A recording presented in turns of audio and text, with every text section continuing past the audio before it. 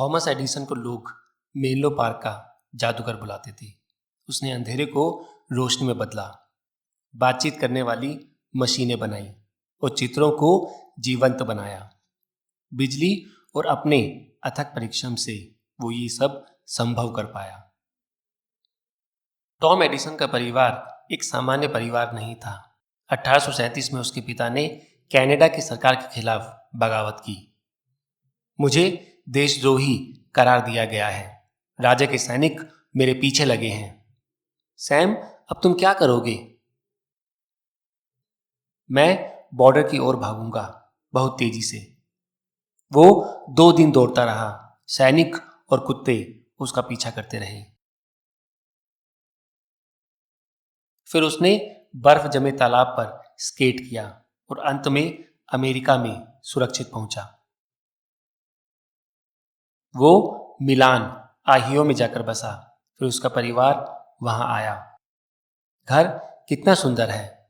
मैंने लकड़ी का गोदाम खोला है। धंधा अच्छा है। थॉमस एल्वा एडिसन का वहां जन्म हुआ 11 फरवरी 1847 को। तुम्हारी पत्नी ठीक है। ये रहा तुम्हारा नया बेटा। शुक्र है हम 3 बच्चे खो चुके हैं। नैन्सी चाहती थी कि बच्चा हो। उसका सिर बहुत बड़ा है। बकवास, वो बिल्कुल ठीक है। उसे मुझे दो। कुछ समय बाद परिवार पोर्ट हुरोन, मिशिगन शिफ्ट हुआ। तुम अब 8 साल के हो। टॉम, तुम अब स्कूल जाना शुरू करो। मुझे स्कूल जाना अच्छा लगेगा। वो स्कूल नहीं गया। 3 महीने बाद एक दिन सुबह वो दौड़ा हुआ घर वापस आया। मैं उस स्कूल में कभी नहीं जाऊंगा। टीचर ने कहा मैं बेवकूफ हूं और मैं कुछ नहीं सीखूंगा। टीचर ने ये क्यों कहा? मैं क्लास में बहुत सवाल पूछता हूं।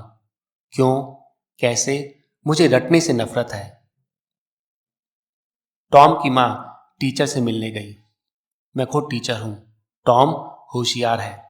अगर आप उसे नहीं पढ़ा सकते, इसका मतलब आपका तरीका गलत है। पर मिसेज एडिसन। उसके बाद टॉम वापस स्कूल नहीं गया। मां रोजाना उसे घर पर ही पढ़ाती थी। आज हम विलियम शेक्सपियर का नाटक मर्चेंट ऑफ वेनिस पढ़ेंगे। मां, मर्चेंट क्या करता है? वेनिस कहाँ है? अच्छा बेटे, जब समझ में नहीं आए तो क्यों पूछा करो। वो सीखने का सबसे अच्छा तरीका है। ये लो एक नई पुस्तक। क्या तुम उसका शीर्षक पढ़ सकते हो? फिर एक दिन डिक्शनरी, साइंस की डिक्शनरी। नई पुस्तक उसे बहुत पसंद आई। मुझे साइंस पसंद है। मैं अपनी प्रयोगशाला शुरू करूंगा। मैं चीजों को मिलाकर देखूंगा कि क्या होता है। वो तो केमिस्ट्री की साइंस होगी। उसने तहखाने के एक कोने में एक प्रयोगशाला शुरू की। उसने पुरानी बोतलें इकट्ठी की। उसने चीजें खरीदने के लिए पैसे बचाए। ये H2O यानी पानी है। ये गंधक है। शनिवार को मैं थर्मामीटर बनाने के लिए पारा खरीद कर लाऊंगा। टेलीग्राफ एक नया आविष्कार है जिससे संदेश भेजे जा सकते हैं। इस किताब में उसे बनाने का तरीका दिया है। मैं अपने घर से तुम्हारे घर तक संदेश भेज सकता हूं। उसके लिए बहुत लंबा तार लगेगा। हम बोतलों को इंसुलेटर जैसे प्रयोग करेंगे। टेलीग्राफ सेट के लिए ये रहे विद्युत, चुंबक और बैटरी। सड़क पार करने के लिए हम पुल के नीचे से तार डालेंगे। दोनों लड़कों ने मोर्स कोड लिखा। फिर वे अपने घरों से एक दूसरे को संदेश भेजने लगे। जल्द ही एक बड़ी खबर आई। ग्रैंड ट्रक रेलवे बन चुकी है। अब तुम पोर्ट हुरोन से सीधे डेट्रॉइट जा सकते हो। शायद मुझे वहां कोई नौकरी मिल जाए। रेलवे चाहती थी कि कोई लड़का ट्रेन में अखबार, कैंडी और सैंडविच बेचे। टॉम को वो नौकरी मिल गई। सुबह 7 बजे वो ट्रेन में चढ़ता। Hello Tom. Hello mister Stevenson. Tom हर डिब्बे में जाकर अपना सामान बेचता। ये लीजिए सैंडविच, कैंडी और अखबार भी। ये लीजिए श्रीमान। क्या मैं यहाँ अपनी प्रयोगशाला शुरू कर सकता हूँ? क्यों नहीं, जरूर। फिर टॉम ने अपनी प्रयोगशाला ट्रेन में शिफ्ट की। यहाँ पर मुझे प्रयोग करने का बहुत समय मिलेगा। फिर टॉम ने हाथ से चलने वाला एक प्रिंटिंग प्रेस खरीदा। मैं स्थानीय खबरों का अखबार छापूंगा। उसका नाम होगा द ग्रैंड ट्रंक हेराल्ड। जल्दी ही वो 8 सेंट के हिसाब से अखबार की 400 प्रतियां बेचने लगा। रोज ट्रेन डेट्रॉइट स्टेशन पर 10:30 से 4:30 बजे तक रुकती थी। उस समय टॉम डेट्रॉइट की लाइब्रेरी में जाता था। ए और जी के बीच 15 फीट किताबें हैं। मैं हर हफ्ते 1 फुट किताबें पढ़ूंगा। एक दिन जब टॉम अपनी प्रयोगशाला में काम कर रहा था तो ट्रेन एकाएक झटके के साथ रुकी। अरे बाप रे, फॉस्फोरस! फॉस्फोरस जल उठी। क्या करूं? पानी। कंडक्टर दौड़ा हुआ आया। माफ करें, मैंने तुम्हें अनुमति देकर गलती की। अब से ट्रेन पर कोई प्रयोग नहीं होगा। टॉम की नौकरी बरकरार थी, पर उसे ट्रेन की प्रयोगशाला बंद करनी पड़ी। बाद में जब तक डिब्बों की अदला बदली होगी तब तक मैं यहां ठहर सकता हूं। तभी लुढ़कते डिब्बे के नीचे एक बच्चा मरने वाला था। टॉम ने दौड़कर उसे बचाया। बचाने के चक्कर में टॉम खुद गिर पड़ा। टॉम, तुम ठीक हो? क्या हुआ? मैं ठीक हूं, जिमी भी ठीक है। टॉम, तुमने जिमी की जान बचाई। मैं तुम्हारा शुक्रिया कैसे अदा करूं? मुझे पैसे नहीं चाहिए। क्या तुम टेलीग्राफी सीखना चाहोगे? मुझे तुम्हें सिखाने में बहुत खुशी मिलेगी। टेलीग्राफी सीखकर मुझे बहुत खुशी मिलेगी। हफ्ते में 4 रात टॉम मैकेंजी के साथ काम करता था। उससे टॉम की जिंदगी में भारी बदलाव आया। 5 महीने में तुम सब कुछ सीख गए टॉम। अब तुम्हें कहीं भी नौकरी मिल जाएगी। उसके बाद कई सालों तक टॉम टेलीग्राफ ऑपरेटर का काम करता रहा। इस तरह वो पूरा देश घूमा।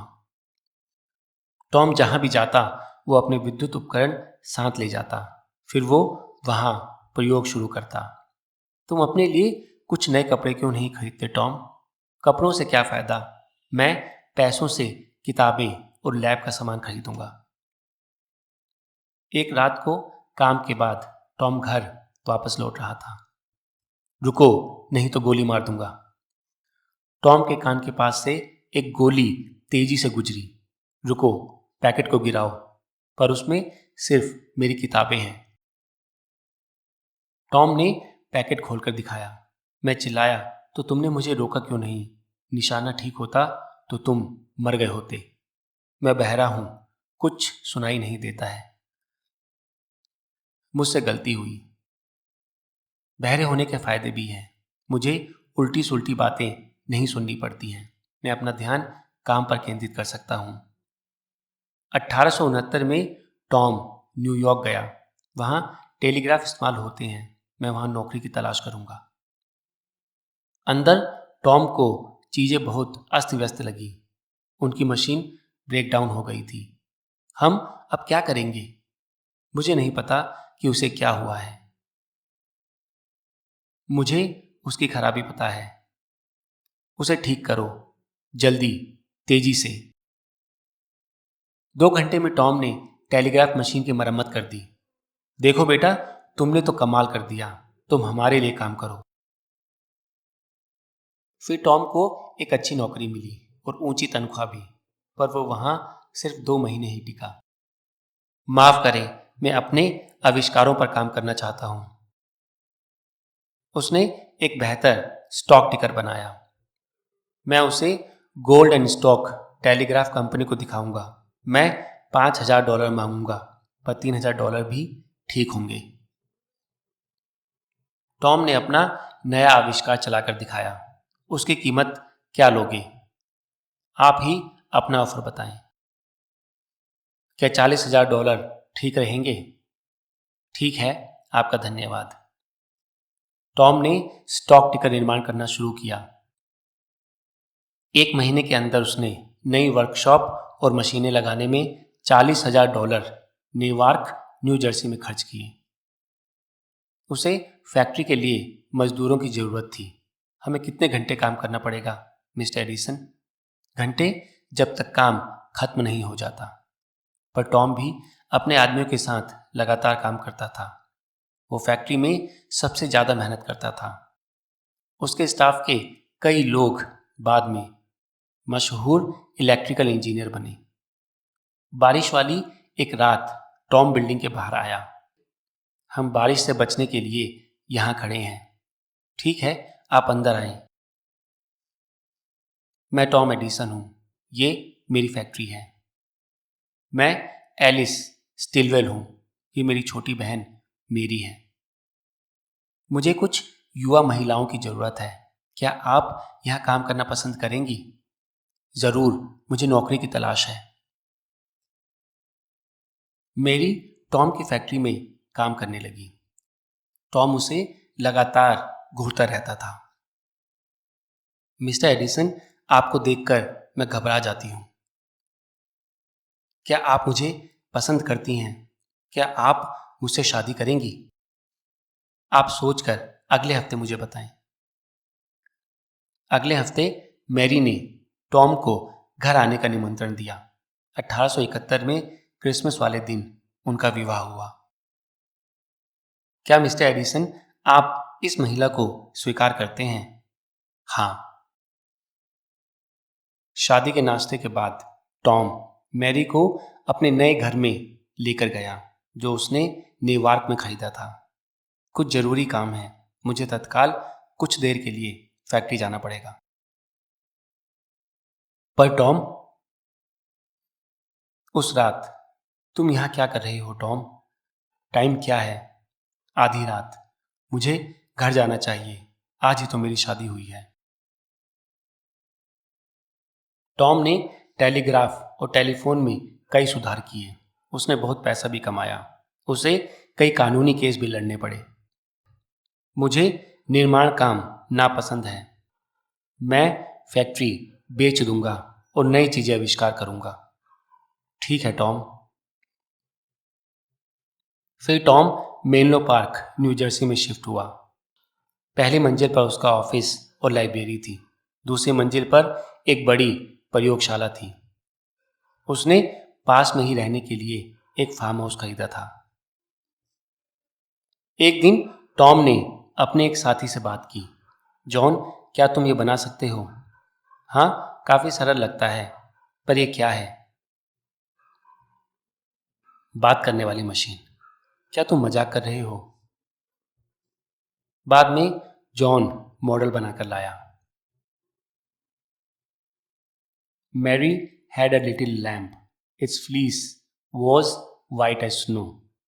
बॉस, क्या पगला गए हैं? फिर टॉम ने कुछ बटन दबाए और वो पीछे हटकर खड़ा हुआ। Mary had a little lamb, its fleece was white as snow. Machine बातें करती है। फोनोग्राफ एक बिल्कुल नया आइडिया था। किसी ने भी उससे पहले उसके बारे में नहीं सोचा था। रातों रात टॉम एडिसन मशहूर हो गया। रेलवे ने मेनलो पार्क जाने की भीड़ के लिए स्पेशल ट्रेन चलाई। वो बात करने वाली मशीन कहाँ है? टॉम एडिसन की प्रयोगशाला कहाँ है? मेनलो पार्क का रास्ता। फिर वॉशिंगटन से टेलीग्राम आया। वो चाहते हैं कि मैं फोनोग्राफ को वॉशिंगटन लेकर जाऊं और उसे प्रेसिडेंट हाइस, उनकी पत्नी और कांग्रेस के सदस्यों को दिखाऊं। टॉम, मुझे तुम पर नाज है। एडिसन दंपत्ति की एक 4 साल की बेटी थी। जब टॉम ने बेटी को हल्के से नोचा तो मेरी बहुत गुस्सा हुई। टॉम, तुमने मरियोन को क्यों नोचा? क्योंकि मैं एक बच्ची के रोने की आवाज को रिकॉर्ड करना चाहता था। और वो रो नहीं रही थी। उस जमाने में शहर में सड़क की बत्तियां गैस लाइट से जला करती थी। तब घरों में कैरोसिन और मोमबत्तियां जला करती थी। उस समय सिर्फ आर्क लाइट ही उपलब्ध थी। आर्क लाइट बहुत चमकीली, गर्म और महंगी थी। उसका घर में इस्तेमाल नहीं हो सकता था। गैस से रोशनी अच्छी मिलती है, पर उसमें से बदबू आती है। मैं घरों में उपयोग के लिए बिजली के बल्ब का इजाद करूंगा और भाप की शक्ति से बिजली पैदा करूंगा। बहुत लोग इसे असंभव मानते थे। वो पगला टॉम इलेक्ट्रिक बल्ब बनाएगा। हा हा। टॉम के कुछ साथियों ने भी हिम्मत हारी। मैंने 3000 सिद्धांत उपयोग करके 3 साल मेहनत की है, फिर भी ये बल्ब सिर्फ 5 घंटे में फ्यूज हो जाता है। फिर अक्टूबर 1879 की एक रात वैक्यूम बल्ब में कार्बोनिजेड धागे का फिलामेंट लगाया। 10 घंटे बीत गए और वो अभी भी जल रहा है। कोई भी घर नहीं गया। वो बल्ब पूरे 45 घंटे जलता रहा। अगर वो 45 घंटे जल सकता है तो मैं उसे 100 घंटे भी जला सकता हूँ। फिर मैं बल्ब को 40 सेंट प्रति पीस के हिसाब से बेच सकता हूँ। दिसंबर में उसने इस बल्ब को न्यूयॉर्क हेराल्ड के रिपोर्टर को दिखाया। नॉनसेंस, असंभव। नए साल पर आम जनता के लिए बल्ब का प्रदर्शन किया। इलेक्ट्रिक बल्ब को देखने के लिए मेनलो पार्क में 3000 लोग आए। वो करिश्मा है, एक जादू है। एडिसन एक जीनियस है। मेरे बल्ब से किसी को तब तक कोई फायदा नहीं होगा जब तक उनके घर में बिजली ना हो। घर घर बिजली पहुंचाने के लिए हमें सब काम शुरू से ही करना होगा। Power system, cable, switch, fuse, सब कुछ। उसके लिए हमें सब चीजें जुगाड़ करनी होगी। फिर टॉम न्यूयॉर्क गया और उसने वहां 5th एवेन्यू पर एक बड़ा घर किराए पर लिया। लोगों ने एक घर को बिजली के बल्बों से जगमगाते हुए नहीं देखा है। अब वो इसे देख सकते हैं। बाद में इसी जगह पर कंसोलिडेटेड एडिसन कंपनी की नींव पड़ी। एडिसन दंपत्ति के अब 2 लड़के भी थे। फिर टॉम अपने न्यूयॉर्क घर में शिफ्ट हुआ। टॉम, हम तुम्हें बहुत कम ही देखते हैं। मैं अब घर पर कम आया करूंगा। मैं नई फैक्ट्री शुरू कर रहा हूँ। नया पावर प्लांट बना रहा हूँ। अंडरग्राउंड केबल बिछाना बहुत काम है। एडिसन ने बिजली निर्माण और उसके डिस्ट्रीब्यूशन के 360 पेटेंट हासिल किए। उसने अपने लोगों के साथ मिलकर के एक विशाल डायनोमो बनाया। उसने मजदूरों के साथ मिलकर अंडरग्राउंड केबल बिछाए। अंत में काम खत्म हुआ। 4 सितंबर 1882 को एडिसन के इशारे पर मेन स्विच दबाया गया। अब हम पहली बार एक पूरे शहर को बिजली के बल्बों से जगमगाता हुआ देख सकते हैं। क्योंकि वो प्रोजेक्ट सफल रहा, इसलिए बाद में टॉम दूसरे कामों में लग गया। उसने मेनलो पार्क में विद्युत रेल का सिस्टम बनाया। शहरों को अब इसकी जरूरत है। घोड़ा गाड़ी के जमाने लद गए। एडिसन का परिवार गर्मियों में अभी भी मेनलो पार्क आता। फिर 1884 में मेरी को टाइफाइड हो गया। बहुत दुख है, वो चल बसी। अरे नहीं। अब टॉम का मेनलो पार्क का प्रेम नफरत में बदल गया। वो न्यूयॉर्क लौट आया। उसने प्रयोगशाला और मेनलो पार्क को नष्ट होने दिया। पहले टॉम कभी पार्टियों में नहीं जाता था, पर अकेलेपन के कारण वो अब सज धज कर पार्टियों में जाने लगा। वो पियानो वादक कौन है? मिस मीना मिलर, उसके पिता की फैक्ट्री है। टॉम को फिर से प्रेम हो गया। 4 फरवरी 1886 को उसने मिलर होम अक्रोन में शादी की। फिर टॉम ने वेस्ट ऑरेंज, न्यू जर्सी में एक नई प्रयोगशाला शुरू की। उसने पास ही में अपने परिवार के लिए एक घर खरीदा। मैं इस इलेक्ट्रिक कार के लिए बढ़िया बैटरी बनाऊंगा। 1890 में फ्रेंच सरकार ने मुझे पेरिस इंटरनेशनल मेले में आने का न्योता दिया है। चलो टॉम चलें। हम मरियोन को भी साथ ले जा सकते हैं। छुट्टी पर जाने का ये अच्छा समय है। मैंने अपनी अधिकतर कंपनियां और फैक्ट्री हेनरी विलियर्ड को बेच दी हैं। उनको बेचने के बाद एडिसन जनरल इलेक्ट्रिक कंपनी स्थापित हुई, जो आज जनरल इलेक्ट्रिक के नाम से जग प्रसिद्ध है। यूरोप के तमाम देशों ने एडिसन को सम्मानित किया। फ्रांस और अन्य देशों को उसने वही उत्तर दिया। मिस्टर एडिसन, मैं आपको फ्रांस के सर्वोच्च पदक से सम्मानित करता हूँ। धन्यवाद। ये सम्मान मेरा नहीं बल्कि अमेरिका का है। टॉम घर पर नए नए विचारों पर काम करता। वो अपने परिवार को अपने मॉडल्स दिखाता था। डैडी, ये चलते फिरते चित्र तो गजब के हैं। ये आपका सबसे बढ़िया आविष्कार है। 21 अक्टूबर 1929 को बिजली बल्ब के इजाद के 50 साल बाद टॉम एडिसन 82 साल का हुआ। तब एक बहुत बड़ा जलसा मनाया गया। दुनिया में जब कहीं कोई भी बिजली बल्ब जलाए तो उसे टॉम एडिसन के जीनियस का शुक्रिया अदा करना चाहिए। जिसे लोग जीनियस कहते हैं, वो सिर्फ अथक परिश्रम है। टॉम एडिसन ने कभी भी काम करना बंद नहीं किया। 1931 में एक छोटी बीमारी के बाद उसका देहांत हुआ।